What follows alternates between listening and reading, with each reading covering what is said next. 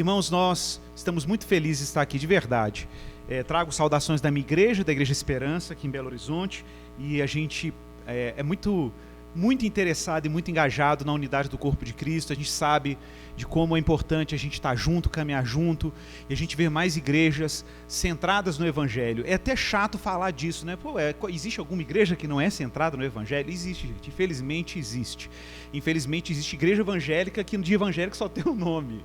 Não tem mais o Evangelho. Isso é tão básico a gente recuperar a suficiência, a centralidade, né, a grandeza da obra de Cristo, entender que é desse lugar que sai tudo que nós precisamos para ser o que a gente tem que ser, fazer o que a gente precisa fazer, né? E muita gente fala assim, mas isso não é meio óbvio? É óbvio, mas as pessoas erram no óbvio. As pessoas ignoram o óbvio. Essa vai ser sempre a nossa tentação e esse vai ser sempre a incursão do nosso inimigo. Tentar nos distrair e a gente esquecer do óbvio. E é do óbvio, ok? Que sai toda a vida que um cristão precisa. É do óbvio, né? Que sai toda a alegria que nós precisamos. Sai toda a gratidão, toda a disposição para servir, para amar o próximo, para cumprir a missão de Deus. Para a gente ser pai, ser mãe, ser marido, ser esposa, ser filho, né? E a gente ser um bom funcionário, a gente cumprir a missão que Deus nos deu para a gente florescer para a glória de Deus, com pessoas satisfeitas em Deus, pessoas que florescem em Deus, que crescem em direção à sua glória. E nós estamos num mês muito conveniente, nós estamos aí no mês da Reforma Protestante, o mês de outubro, é um mês que nós lembramos desse grande ato, desse grande feito, né, que é o feito que Deus fez através de irmãos e irmãs, ali na Europa, século XVI, né, irmãos e irmãs que se lançaram em missão pelo mundo, abrindo a Escritura e dizendo a verdade de Deus de forma clara, né, de forma explícita, afirmando que o poder da igreja não estava numa instituição centrada numa figura papal, numa figura centralizadora, mas que a mensagem do Evangelho estava no que Deus disse pela palavra dele e estava completamente absorvida na tarefa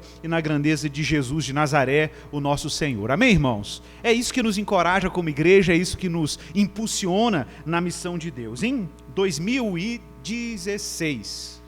eu fiz a minha primeira viagem a Moçambique. Hoje, praticamente, eu vou uma vez por ano, pelo menos, né? Estou indo agora em novembro de novo.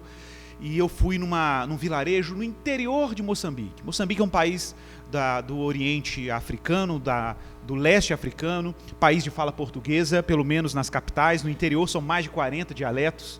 Né, e ainda existe muita gente não alcançada em Moçambique, apesar de que existe uma presença evangélica, cristã, protestante, brasileira muito forte, principalmente nos grandes centros. O interior ainda é um interior a ser evangelizado. E eu fui a uma conferência de pastores no interior, falar para um grupo de pastores, mas quando eu falo conferência, todo mundo imagina os grandes eventos evangélicos, as grandes conferências brasileiras. Não, irmãos, era uma conferência numa igreja feita de barro, matop, como eles falam lá. Uma igreja em que naquele dia nós tínhamos uma presença incrível, extraordinária de 4 pastores na conferência, ok? E eu estava ali falando para 4 pastores, as esposas estavam sendo discipuladas por irmãs que estavam na missão com a gente, e eu ali conversando com aqueles pastores, cada um chegando com a sua Bíblia rasgada, surrada, as Bíblias você via nitidamente que eles tratavam aquilo como um tesouro, né, e era desgastada de tanto manuseio, de tanta vontade de conhecer a Deus. E aí os pastores estavam ali sentados e eu fui falar sobre a reforma e eu perguntei quem conhecia o protestantismo, a fé protestante, ninguém levantou a mão. E aí eu falei, ok, então vou falar hoje aqui sobre os 5 pontos que fizeram a reforma protestante ser o que ela foi, e por causa disso vocês estão aqui hoje, porque vocês são fruto de uma obediência. Uma obediência a 5 pontos, né? E aí vocês sabem que a gente chama isso dos 5 solas. Solas em latim são 5 somentes, né? Então aí somente a graça, somente a fé, somente Cristo, somente a Escritura e somente a Deus a glória. Esses são 5 pontos pelos quais a igreja fica de pé ou ela morre, gente. Esses são 5 pontos pelos quais um cristão fica de pé ou desiste da fé. É entender que a fé bíblica, ela se sustenta por isso. Se sustenta por isso. E todas as vezes que você perceber uma fraqueza na saúde espiritual pessoal de uma igreja, é porque ela esqueceu algum desses 5 pontos. Que a igreja se sustenta somente pela fé. A gente não acessa a Deus por nenhum outro meio. A gente não acessa a Deus por sacerdotes, pelos pastores. A gente não acessa a Deus pelo irmão ungido, pela irmã de oração, pela profetisa, pelo profeta. Ninguém acessa a Deus pelo ungidão da igreja. a gente acessa a Deus somente pela fé. Não há nenhuma obra que nos dê acesso a Deus. Não há nenhum trabalho a ser feito para que Deus nos aceite. Não existe degraus, hierarquia para quem está diante de Deus. Ou você está diante de Deus pela fé, ou você não está diante de Deus. Não tem outra opção. Não existe pessoas que estão mais próximas e outras distantes, né? Só existe um que está próximo. E esse um é Cristo. Por isso, somente a Cristo. Somente a Cristo. É somente por Cristo que uma pessoa pode amar a Deus. Não existe outro mediador, né? Não existe outro intercessor. Não existe quem possa te favorecer mais do que o próprio Cristo. Igor, será que a minha noite de oração, será que a minha leitura bíblica, será que os meus sacrifícios, o meu dízimo, minha oferta, minha obediência, não me deixam um pouquinho mais perto de Deus? Não. A única forma de um homem e uma mulher estar diante de Deus é por uma única obra, por um único feito, por uma única cruz, por uma única ressurreição e uma única obediência. A obediência de Jesus Cristo. Jesus Cristo ele não é uma alternativa. Jesus Cristo não é opcional. Qualquer pessoa que se queira devota, comungando, santificada em Deus, tem que passar por Cristo. Cristo é inevitável, indispensável. Ele é o único caminho, ele é o único mediador, né? Então, somente a Cristo. Claro, a fé nos dá acesso a Cristo, e uma vez que acessamos a Cristo, somos salvos única e exclusivamente, radicalmente, pela graça. A salvação não é uma conquista. A salvação não é uma conquista, a salvação é um dom, é uma dádiva. Pela graça sois salvos, mediante a fé. Isso não vem de vós, é dom de Deus, não por obras para que ninguém se glorie. Paulo é claríssimo sobre isso em Efésios capítulo 2. Em Efésios capítulo 2 também Paulo vai dizer que Deus nos amou quando estávamos mortos dos nossos delitos e pecados. Não havia nada em nós que pudesse convencer a Deus de nos salvar. Nós somos salvos única e exclusivamente por um ato gracioso, generoso, abundante de Deus sobre nós pecadores que estávamos impotentes, sem qualquer condição de responder a essa grande obra. Mas temos que nos santificar, não é, Igor? Claro que sim, mas a santificação é igualmente obra da graça. É Ele que opera em nós o querer e o realizar. Se um dia você venceu algum pecado na sua vida, se hoje você é cristão, se hoje você orou, se hoje você foi generoso, generosa, se você se compadeceu com o pobre, com o vulnerável, você só fez isso porque você respondeu a uma graça que te alcançou, e essa resposta é igualmente graciosa, generosa. E para quem vão os aplausos? Para quem vão os agradecimentos? Para quem vão os reconhecimentos? Para você? Claro que não, vai para aquele que te salvou. Vai para aquele que te redimiu, para aquele que te reconciliou, para aquele que te justificou inteiramente pela graça. E como que eu sei disso? Pela Escritura. Somente ela é o meu livro de regra, fé, prática, que me orienta, é a palavra de Deus, é essa Escritura que para nós é divinamente inspirada, apta para ensinar, para repreender, para corrigir, para instruir em justiça, a fim de que todo homem de Deus seja perfeito e perfeitamente preparado para toda boa obra. É a palavra, é a Escritura Sagrada que nos foi legada pelo Espírito de Deus, homens e mulheres que participaram desses eventos todos aqui descritos, atos salvadores, atos deliberados, intencionais, em que Deus quis salvar pecadores como nós e se revelar de forma plena, completa, consistente, iluminando pecadores alienados de Deus para fazê-los e transformá-las em filhos e filhas de Deus. Que magnífico, né? E aí no final, de quem é a glória? Somente a Deus a glória, só lhe deu glória. É o último pilar, porque é óbvio, qualquer ensinamento digno de ser chamado evangélico, de ser chamado bíblico, de ser chamado cristão, no final ele tem que deixar claro o seu lugar e o lugar de Deus. Não pode ter espaço para qualquer glória humana. O apóstolo Paulo pergunta: onde está a jactância? Onde está a soberba? Quando o evangelho é introduzido, meus irmãos, não há como a gente se envaidecer, se ensoberbecer, porque isso é obra da graça, ela é total obra da graça, é absolutamente obra da graça, é obra de um Deus que se moveu em direção a pecadores. Então, nós temos razões melhores para obedecer, para sermos santos, para sermos frutíferos, para pregarmos o evangelho, para obedecermos a Deus, honrar pai e mãe, guardar os mandamentos. Qual é o motivo? Se a gente não precisa de nada disso para sermos salvos. Olha, a razão é porque o coração explode de gratidão. A razão é porque o coração transborda de graça, é porque o coração reflete a graça recebida, é porque na medida que conhecemos a Deus, queremos fazê-lo conhecido, obedecemos porque somos gratos, obedecemos porque somos salvos e não porque queremos ser salvos pelo que fazemos. Tudo muda tudo muda absolutamente. Mas, Igor, como nos apropriamos de uma obra tão magnífica? Como podemos nos tornar participantes de uma obra tão maravilhosa? Como Deus nos fez herdeiro de tantos benefícios, benefícios que saem jorrando em abundância do próprio Jesus, benefícios que jorram como uma fonte inesgotável do próprio Cristo, e como podemos plantar a nossa vida do lado desse rio, para nos tornarmos árvores frondosas, frutíferas, abundantes. Como podemos nos unir a Deus e a Cristo para desfrutar desses grandes feitos de Deus que Ele faz em nós e para além de nós. Quero te convidar a abrir a sua Bíblia em 2 textos. O primeiro deles, que nós vamos ler, é Romanos capítulo 6. Nós vamos ler do verso 1 ao verso 11. Romanos 6, do verso 1 ao verso 11, estou lendo aqui na Nova Almeida Atualizada. E depois nós vamos ler João 15. Romanos capítulo 6, verso 1 até o verso 11. O apóstolo Paulo diz assim, na sua carta à igreja de Roma: que diremos então? Continuaremos no pecado para que a graça aumente ainda mais? De modo nenhum. Como viveremos ainda no pecado, nós que já morremos para ele? Ou será que vocês ignoram que todos nós que fomos batizados em Cristo Jesus, fomos batizados na sua morte? Fomos sepultados com ele, na morte pelo batismo, para que como Cristo foi ressuscitado dentre os mortos, pela glória do Pai, assim também nós andemos em novidade de vida. Porque se fomos unidos com ele na semelhança da sua morte, certamente o seremos também na semelhança da sua ressurreição. Sabendo isto, que a nossa velha natureza foi crucificada com ele, para que o corpo do pecado seja destruído, e não sejamos mais escravos do pecado. Pois quem morreu está justificado do pecado. Ora, se já morremos com Cristo, cremos que também viveremos com ele. Sabemos que, havendo Cristo ressuscitado dentre os mortos, já não morre. A morte já não tem domínio sobre ele, pois, quanto a ter morrido de uma vez para sempre, morreu para o pecado. Mas quanto a viver, vive para Deus. Assim também vocês considerem-se mortos para o pecado, mas vivos para Deus em Cristo Jesus.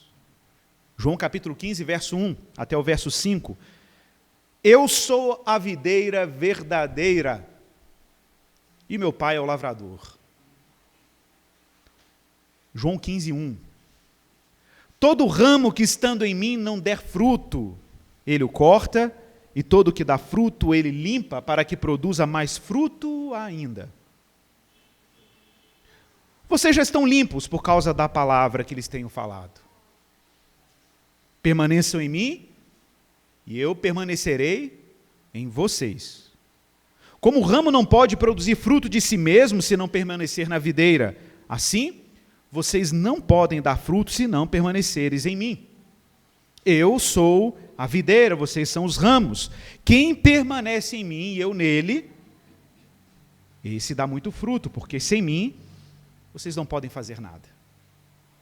Sem mim, vocês não podem fazer nada. Irmãos, eu quero falar com vocês hoje aqui sobre o tema união com Cristo. A união com Cristo foi um dos grandes temas da Reforma Protestante. Muita gente acha que os grandes temas da Reforma eram predestinação, eleição incondicional, a graça deliberada de Deus, mas o grande tema de verdade era a doutrina que conecta o cristão a todos os tesouros dos outros temas da Reforma. É a união do cristão com Cristo. Eu não posso traduzir aqui a experiência que eu tive com esses irmãos lá na África. E concluindo a história da conferência, eu estava lá com aqueles pastores, 4 pastores. E aí eu fui falando de cada uma dessas doutrinas da Reforma e cheguei na fé, e eu falei, olha, a fé ela tem como um dos seus elementos básicos, uma confiança inteira em Deus, mas uma confiança tão profunda e tão radical, que nós somos enraizados em Deus. Para ser mais específico, nós nos conectamos com Cristo, e nos unimos com Cristo de uma forma tão profunda, tão indissolúvel, tão consistente, que de alguma maneira tudo que há de pecaminoso em nós, tudo que há de frustrante em nós, tudo que há de vergonhoso em nós, tudo que há de impuro em nós, é atribuído ao corpo de Cristo. Cristo absorve as nossas iniquidades, Cristo absorve a nossa culpa, Cristo absorve as nossas vergonhas, Cristo absorve as nossas máculas, as nossas manchas, as nossas cicatrizes, tudo é absorvido em Cristo quando me uno a Ele pela fé. Mas não é só isso que acontece, é uma aliança. Na mesma medida que Cristo absorve tudo que há de contraditório em mim, tudo que há de vergonhoso, pecaminoso, eu também absorvo tudo que há de justo, de puro, de reto, de santo. Tudo que há de íntegro em Jesus me é atribuído. A união mística com Cristo produz aquilo que Martinho Lutero chamava de uma santa troca. Uma santa troca. Você entra com as suas vulnerabilidades e as suas faltas, e Cristo entra com as suas abundâncias e a sua generosidade. E quando eu falava isso, me lembro nitidamente que quando eu descrevia a união com Cristo, um dos pastores presentes teve uma espécie de êxtase espiritual. E ele não conseguia fazer outra coisa no meio da minha palestra senão ficar de pé, chorando torrencialmente e dizendo glórias a Deus, e entre as glorificações eu via frequentemente a palavra desse pastor dizendo: agora eu entendi, agora eu entendi, agora eu entendi. Essa foi uma das experiências mais marcantes que eu tive na África. Foi ver um pastor que um dia entendeu a sua união com Cristo.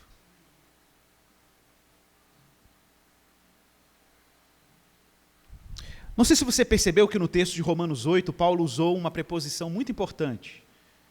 Algumas vezes ele usa a expressão em Cristo, batizados em Cristo. Paulo não consegue conceber nenhuma obra de Deus no cristão fora de Cristo. Paulo não consegue conceber nenhuma transformação significativa, nenhuma mudança profunda, nenhuma libertação consistente fora de Cristo. Tudo é em Cristo. Estamos em Cristo, Cristo está em nós, somos semelhantes a Cristo, estamos com Ele, vivendo nele. E se você fizer uma procura aí nos textos de Paulo, no Novo Testamento, Paulo usa muitas preposições nele, com Cristo, em Jesus Cristo, revestidos dele, batizados nele, porque, é claro, existe uma obra misteriosa acontecendo. O Evangelho produz uma obra espiritual profunda. E essa obra profunda diz respeito ao fato de que quando nos unimos a Cristo pela fé, unidade que se dá inclusive pelo poder do Espírito, Deus começa a fazer algo no cristão. E Deus garante algo para o cristão. Qualquer cristão que está autenticamente unido com Cristo, veja bem, qualquer cristão que está autenticamente ou foi autenticamente conectado com Cristo pela fé, ele entrou num pacto, atenção para isso, irrevogável. Irrevogável. Você entrou numa condição e numa relação que não pode ser revogada. Olha, de que ou com que, ou como eu recebo os benefícios de Cristo? Gosto de citar aqui Greg Ellison. Greg Ellison diz que os crentes que estão unidos a Cristo em sua morte, em seu sepultamento e sua ressurreição, recebem todos os benefícios de cada um desses atos. Ou mais, vou ser mais preciso. Eu sei, nós estamos aqui 2000 anos, ok? Aproximadamente, de quando Jesus esteve aqui entre nós.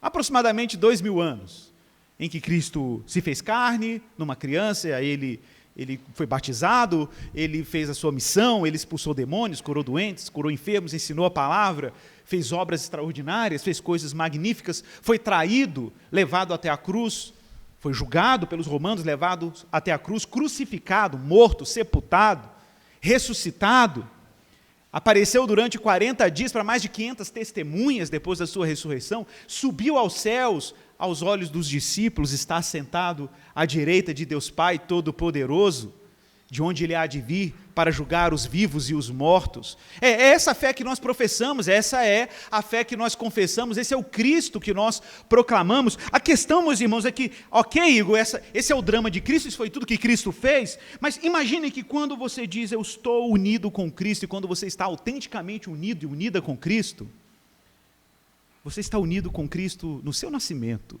unido com Cristo na sua missão, unido e unida com Cristo na sua missão, unido e unida com Cristo no seu sofrimento, unido e unida com Cristo na sua crucificação, unido e unida com Cristo na sua morte, no seu sepultamento, mas também na sua ressurreição, na sua ascensão, e unido e unida com Cristo no seu retorno. O mistério é que nós estamos distantes de Cristo, o Cristo físico que aqui andou entre nós, estamos distantes temporalmente e fisicamente dos grandes feitos de Deus em Jesus, do passado e do futuro, contudo estamos igualmente unidos com Cristo Jesus, unidos com Ele. E essa união com Cristo nos faz desfrutar do seu sepultamento, da sua morte, mas também da sua ressurreição. Nós lemos isso aqui em Romanos 8. Se estamos unidos a Ele ou com Ele no seu batismo, também o seremos na sua ressurreição. Se fomos sepultados com Ele morreu o velho homem, com Ele também ressuscitará um novo homem, uma nova mulher. Certamente aqueles que se unem a Cristo pelo batismo são feitos filhos e filhas de Deus. Isso não é uma coisa trivial. Você ser chamado filho e filha de Deus diz respeito ao fato de que Deus agora te transformou co-herdeiro e co-herdeira com Cristo. Isso não é qualquer um que pode sair por aí dizendo que é filho e filha de Deus. Apesar disso ser um senso comum. Todo mundo que anda por aí fala que eu sou filho de Deus, sou filho de Deus. Mas, irmãos, nós sabemos, de acordo com João, capítulo 1, verso 12 a 14, o apóstolo João diz claramente que todos aqueles que creram nele, que tiveram fé nele, que confiaram nele, que se apegaram a ele, deu-lhes o poder de serem chamados filhos de Deus. A filiação divina, ela não é universal. A filiação divina é para os que creem. É para os que se uniram a Cristo, para aqueles que se conectaram com Cristo. Gálatas 3:26, o apóstolo Paulo diz o seguinte: pois todos vocês são filhos de Deus. Todos vocês quem? Vocês que mediante a fé em Cristo Jesus, porque todos vocês que foram batizados em Cristo, a palavra-chave, em Cristo, de Cristo, se revestiram. Assim sendo, não pode haver nem judeu, nem grego, nem escravo, nem liberto, nem homem, nem mulher, porque todos vocês são um em Cristo. Porque o que Paulo está dizendo? Não pode haver nem judeu, nem grego, nem escravo, nem servo, porque muita gente queria se relacionar com Deus de maneira estratificada, hierárquica. Os homens primeiro, depois as mulheres, os senhores primeiro, depois os servos. E o texto está dizendo claramente que no acesso a Deus, se você está em Cristo, as diferenças se dissolveram na sua relação com Deus. Deus não te recebe diferente porque você é homem, ou porque você é mulher, ou porque você é patrão, ou porque você é empregado, ou porque você é judeu, ou porque você é pagão e gentil, ou porque você é rico, ou porque você é pobre. O acesso a Deus em Cristo é um acesso indiscriminado. Todo mundo acessa a Deus igual. Ah, não, mas eu subi uma escada de joelho. Igor, você não sabe. Eu subi uma escada de joelho que você não deu conta de subir. Não, irmão, acabou. Ah, não, Igor, mas eu sou dizimista fiel. Você não sabe. Você não sabe quantas pessoas eu já ajudei. Você não sabe por quantas pessoas eu já chorei em oração de noite. Você não sabe quantas vezes eu já li a Bíblia. Você não sabe quantas vezes eu já ajudei as pessoas. Você já não sabe quantos quilômetros eu já rodei esse mundo fazendo trabalho missionário. Você não sabe quantas pessoas, quantas doenças eu já peguei amando o próximo. Você não sabe o quanto que eu sofro cuidando da minha mãe doente. Você não sabe. Mas o acesso a Deus é indiscriminado. O acesso a Deus só seleciona um único tipo de pessoa, a pessoa que está em Cristo, que está batizado em Cristo, que se revestiu de Cristo. Porque, meu irmão, para entrar na sala desse trono, para entrar na corte real, para entrar nos domínios de Deus, para entrar nos domínios santos do Senhor, só tem um traje, uma roupa, a roupa de Cristo. Só entram nos domínios de Deus os trajados de Cristo, os que estão em Cristo, os que revestiram de Cristo. E eu acho sensacional, né, imaginar aquela cena, Martinho Lutero durante a Reforma, atormentado, ele era um monge agustiniano, estava lá no monastério, inquieto, ele lia os textos bíblicos falando sobre a santidade de Deus, ele ficava atormentado, Ele lia Isaías descrevendo Deus como um que era cercado do fogo, devorador da sua santidade. E ele lia esses textos e falava, meu Deus. Ele lia Paulo dizendo, porque Deus habita em luz inextinguível, em luz inacessível. E ele ficava, meu Deus, que tormento, como é que eu posso acessar um Deus dessa magnitude? Eu, miserável pecador, entretido com as minhas culpas, com as minhas vulnerabilidades, com as minhas falhas, que obra eu posso realizar para me tornar digno de entrar nos domínios de um Deus tão sagrado, tão puro? Que obra eu posso fazer? O que eu posso fazer para chamar a atenção de Deus e me tornar aceitável? E nos momentos de profunda tensão de Lutero, nessa guerra contra Deus, de repente ele é iluminado com a ideia de que, não, mas espera aí, está aqui em Paulo, ele abriu Paulo, está escrito lá, que a justiça de Deus ela é alcançada pela fé, porque o justo viverá pela fé. E aí Lutero entende que o que torna o acesso dele a Deus possível não é a obra que ele faz, mas a obra que Cristo fez. E que quando ele se reveste da obra que Cristo fez, o acesso dele a Deus se torna possível, não somente possível, se torna um mandato. Deus abre um novo e vivo caminho para nós diante de Deus pelas obras de Cristo. E se você tentar chegar a Deus sem a obra de Cristo, você está profanando a melhor e a maior obra que Deus fez, porque não há obra que se compare à do Filho dele. E como eu posso honrar a obra de Deus no seu Filho? Abraçando o seu Filho e indo em direção a Deus pelo que o seu Filho fez. Esse é o caminho irrevogável. Esse é o caminho que te cura da religiosidade, te cura do moralismo, te cura da sua idolatria política, te cura das manetas e dos improvisos religiosos que você faz. Somente essa obra, somente Cristo, e somente essa obra pode tornar o seu acesso a Deus viável. E grande parte da obra do Espírito na vida de um homem, de uma mulher, é Deus te convencendo da precariedade do seu moralismo, da precariedade da sua tentativa de ser aceito por Deus, de ser aceita por Deus pelo que você faz. E te mostrando que a obra de Cristo dá conta de você. Que a obra de Jesus dá conta de você. Quantas vezes eu escuto irmãos e irmãs que chegam no meu gabinete perguntando, pastor, o que eu tenho que fazer? As pessoas estão o tempo inteiro procurando uma lista de tarefas, o tempo inteiro procurando um procedimento, o tempo inteiro procurando um meio. E eu digo, olha, engraçado, os discípulos fizeram essa mesma pergunta a Jesus em João. Diga-nos qual é a obra de Deus para que a façamos. E Jesus responde, a obra de Deus é esta, 2 pontos. Aí todo mundo espera um procedimento. Que creiais naquele que Deus enviou. Essa é a obra de Deus. A obra de Deus é abraçar Cristo por inteiro. É se unir a Cristo por inteiro. Então você tem que ser revestido e revestida de Cristo, para viver em novidade de vida. O texto de Romanos 8, para viver em novidade de vida. Vida nova. Vida que respira novo oxigênio, novo ar. Mas a união com Cristo também era ilustrada por Lutero como um grande casamento. Está lá no livro dele, A Liberdade do Cristão, que foi escrito em 1530. Lutero compara a união do cristão com Cristo como o casamento de um príncipe honroso com uma prostituta.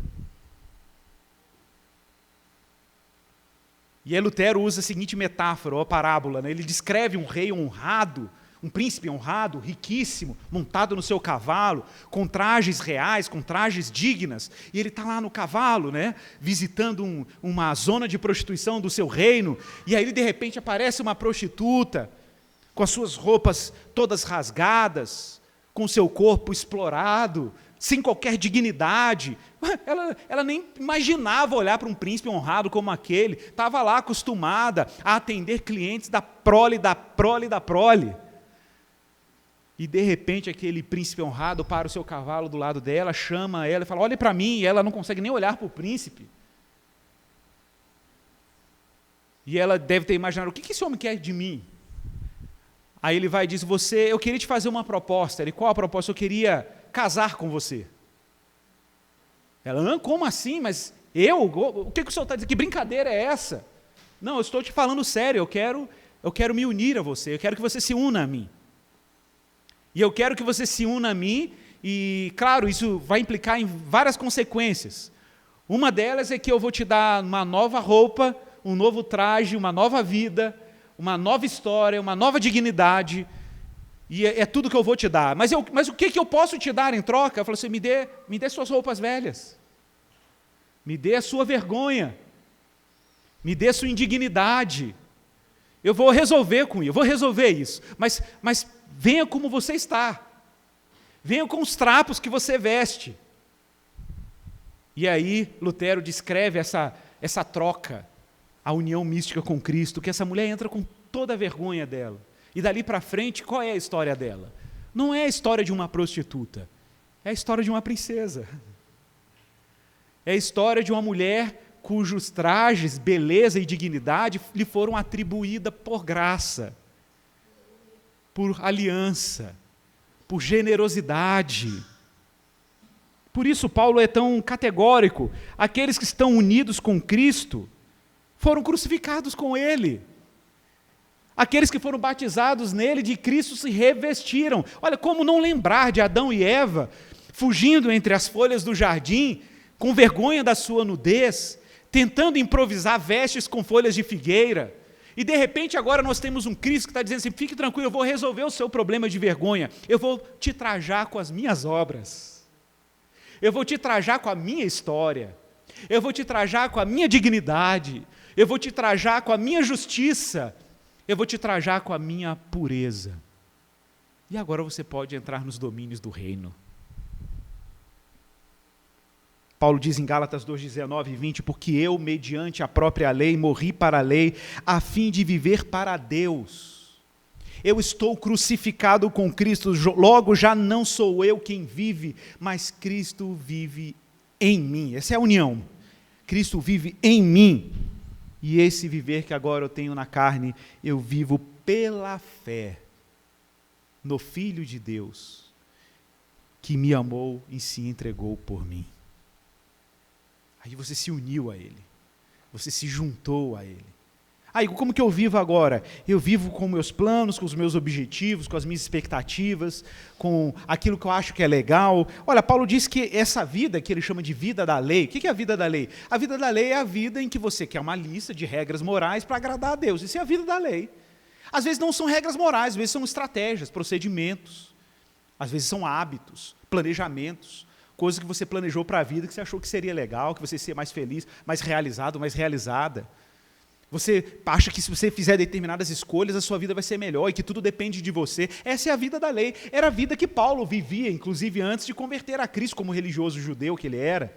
Paulo vivia na lei, ele vivia de acordo com os seus planos, com suas expectativas, com sua interpretação da lei. E aí Paulo está dizendo, olha, eu morri para esse projeto. Ele está dizendo, eu cansei. Eu cansei de fazer do meu jeito. Eu cansei de fazer de acordo com os meus planos. Eu desisti.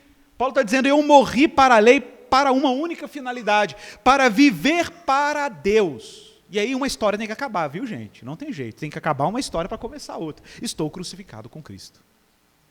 Estar crucificado com Cristo é quando você desiste. É quando você olha para a sua obra e compara com a de Cristo e você fala, eu desisto de fazer do meu jeito. Eu cansei. Cansei de fazer do meu jeito. Cansei de fazer da minha maneira. Cansei de seguir os meus procedimentos. Cansei de achar que eu vou ser feliz se eu fizer X, Y, Z. Cansei de achar que a minha vida funciona assim. E agora eu quero abraçar uma obra que não é a minha. Um feito que não é meu. E eu repito, Cristo dá conta de você. Então eu não estou aqui pregando, repito, uma religião baseada em moralismo. Quem é melhor moralmente do que quem? Quem é espiritualmente superior do que quem? Não é isso. O Evangelho não é isso. O Evangelho não diz respeito ao que eu faço, diz respeito ao que Cristo fez. O Evangelho é o anúncio dessas obras maravilhosas, de feitos maravilhosos, feitos suficientes. E repito, é nisso que nós ficamos de pé ou caímos. Um cristão só fica de pé na medida que ele foi crucificado com Cristo e na medida que ele não vive mais, mas Cristo vive nele. Mas é claro, a minha união com Cristo tem outros efeitos.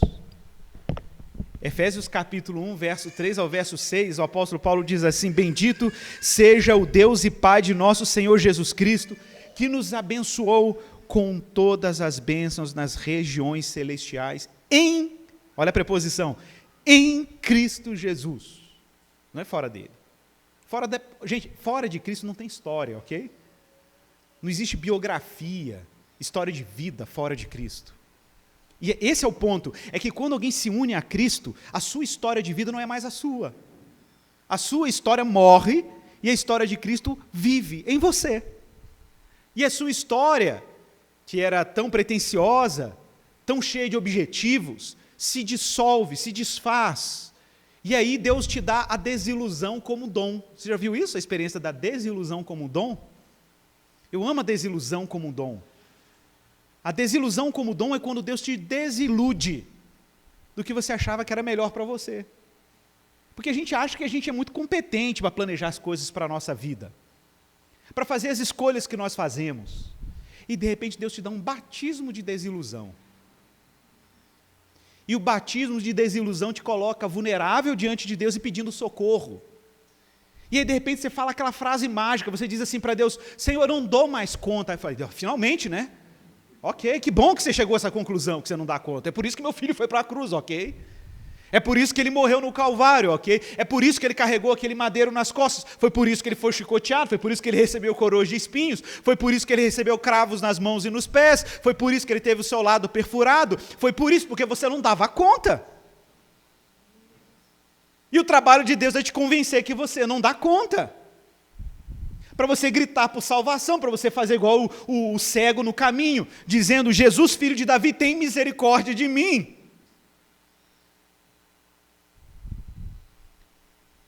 E aí a sua vida morre, a sua história morre. Para quê? Para você viver em novidade de vida, para você viver uma nova biografia, uma nova história. Quem vai escrever essa história? Jesus vai escrever essa história. Irmãos, eu estou desde os 17 caminhando com Jesus. Hoje esse mês passado, bati 44.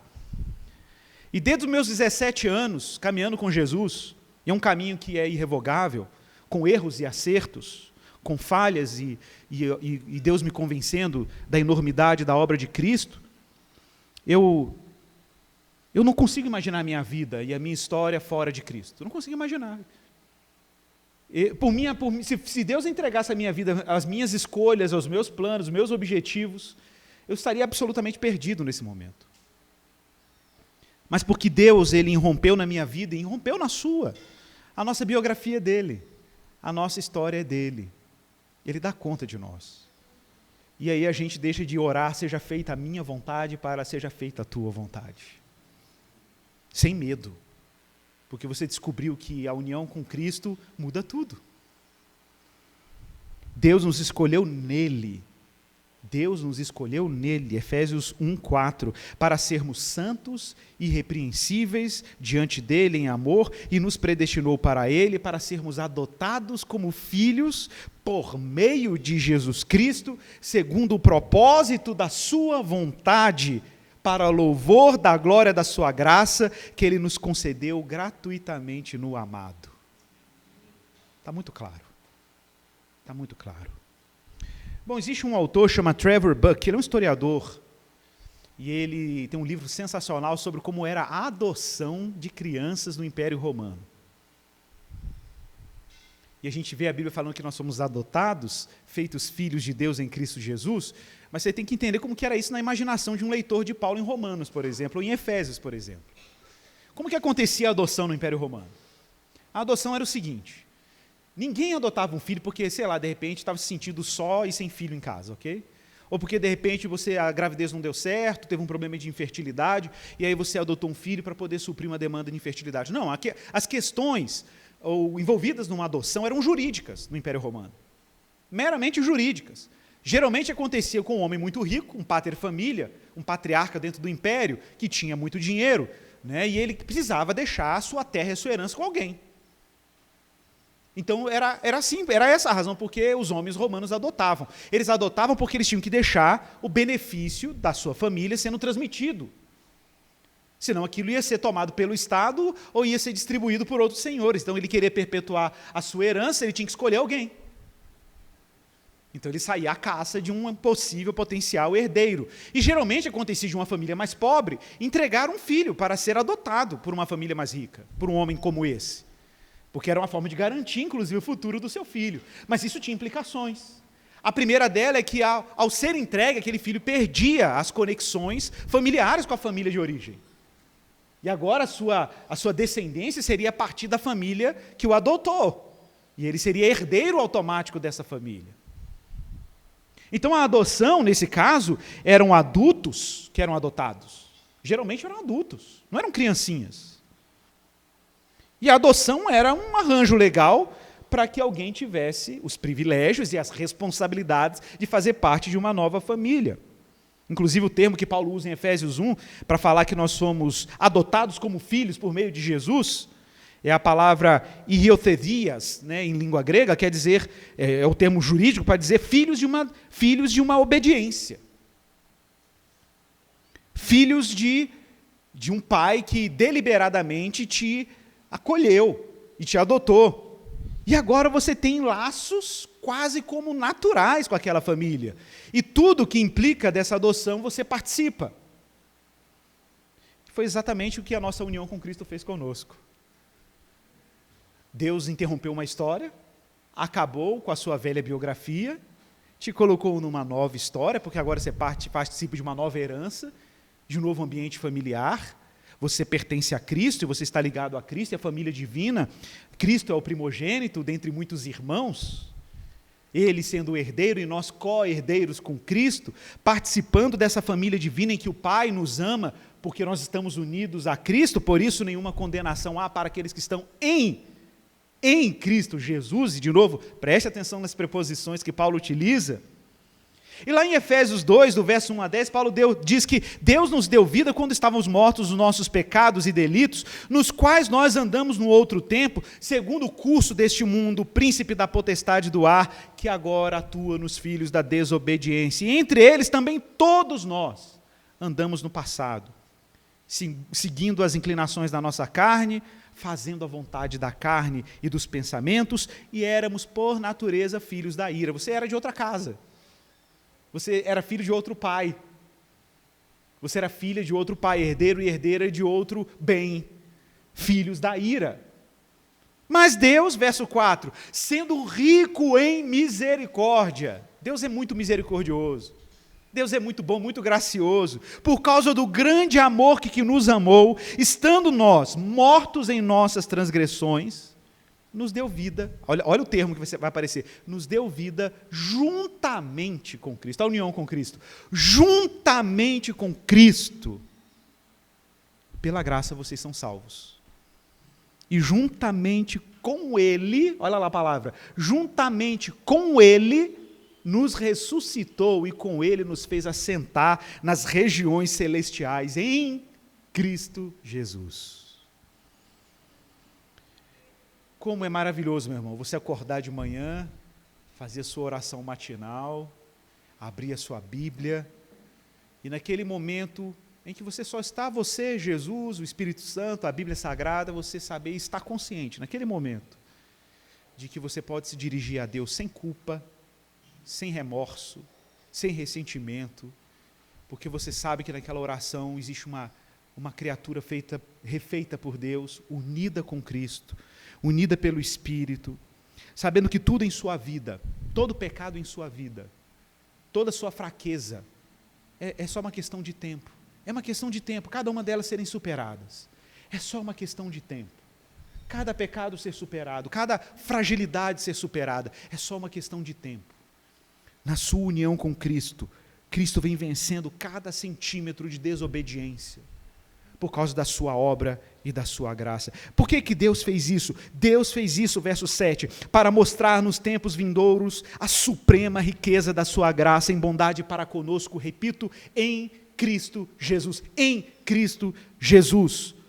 Porque pela graça vocês são salvos mediante a fé, isso não vem de vocês, é dom de Deus, não de obras para que ninguém tire onda, para que ninguém se glorie, para que ninguém se ensoberbeça, para que ninguém se sinta vaidoso, orgulhoso, pois somos feituras dele.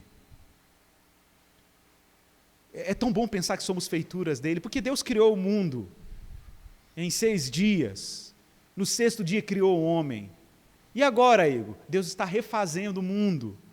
Agora Deus não usa a matéria-prima como pó da terra para criar o ser humano. Deus agora está usando o seu Filho como matéria-prima para fazer a nova criação.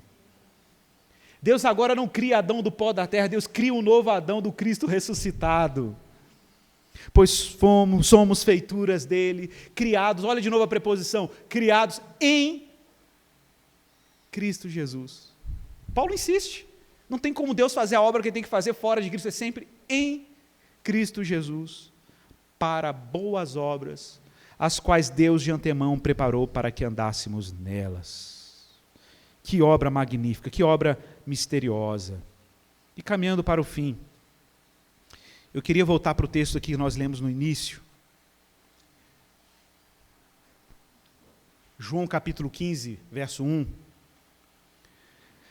Jesus diz assim: eu sou a videira verdadeira. Vocês, o meu Pai é o lavrador, e todo ramo que estando em mim não der fruto, ele o corta, e todo o que dá fruto ele limpa para que produza mais fruto ainda. Vocês já estão limpos por causa da palavra que lhes tenho falado. Permaneçam em mim.